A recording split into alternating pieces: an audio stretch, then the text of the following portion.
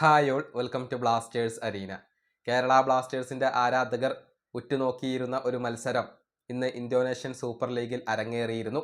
അതായത് Adrian ലൂണയും Nova സദോയും പരസ്പരം ഏറ്റുമുട്ടുന്ന ഒരു മത്സരമായിരുന്നു. അഡ്രിയാൻ ലൂണയുടെ ക്ലബ്ബായ പേഴ്സിക്കെതിരെയും നോവ സദോയുടെ ക്ലബ്ബായ ദേവ യുണൈറ്റഡും തമ്മിലായിരുന്നു ഏറ്റുമുട്ടിയിരുന്നത്. ഒന്നിനെതിരെ 2 ഗോളുകൾക്ക് നോവയുടെ ക്ലബിനെ പരാജയപ്പെടുത്താൻ ലൂണയുടെ ക്ലബിന് ഇപ്പോൾ കഴിഞ്ഞിട്ടുണ്ട്.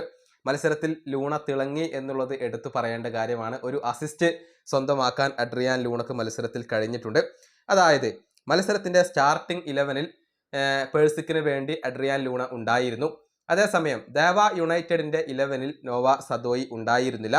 മത്സരത്തിൻ്റെ 4-ാമത്തെ മിനിറ്റിൽ തന്നെ പേഴ്സിക്ക് ലീഡ് എടുക്കുകയായിരുന്നു. ഏണസ്റ്റോ ഗോമസ് ആണ് ലീഡ് നേടിക്കൊടുത്തത്. അതിന് അസിസ്റ്റ് നൽകിയത് മറ്റാരുമല്ല, അഡ്രിയാൻ ലൂണ തന്നെയാണ്. പിന്നീട് 32-ാമത്തെ മിനിറ്റിൽ മുൻ മുംബൈ സിറ്റി താരമായിരുന്ന ജോൺ ടോറൽ പേഴ്സിക്കിന്റെ ലീഡ് ഉയർത്തി. ഏണസ്റ്റോ ഗോമസ് ആയിരുന്നു അതിന് അസിസ്റ്റ് നൽകിയിരുന്നത്. കൂടാതെ 42-ാമത്തെ മിനിറ്റിൽ അഡ്രിയാൻ ലൂണക്ക് ഒരു യെല്ലോ കാർഡ് വഴങ്ങേണ്ടി വരികയും ചെയ്തു എന്നുള്ളതാണ്. ആദ്യ പകുതിയിൽ തന്നെ പേഴ്സിക്ക് 2 ഗോളുകൾക്ക് മുന്നിട്ട് നിന്നിരുന്നു. 2-ാം പകുതിയിലാണ് നോവ സദോയി ദേവ യുണൈറ്റഡിന് വേണ്ടി ഇറങ്ങിയത്. പക്ഷേ ഉടൻ തന്നെ മത്സരം നിർത്തിവെക്കേണ്ടി വന്നു.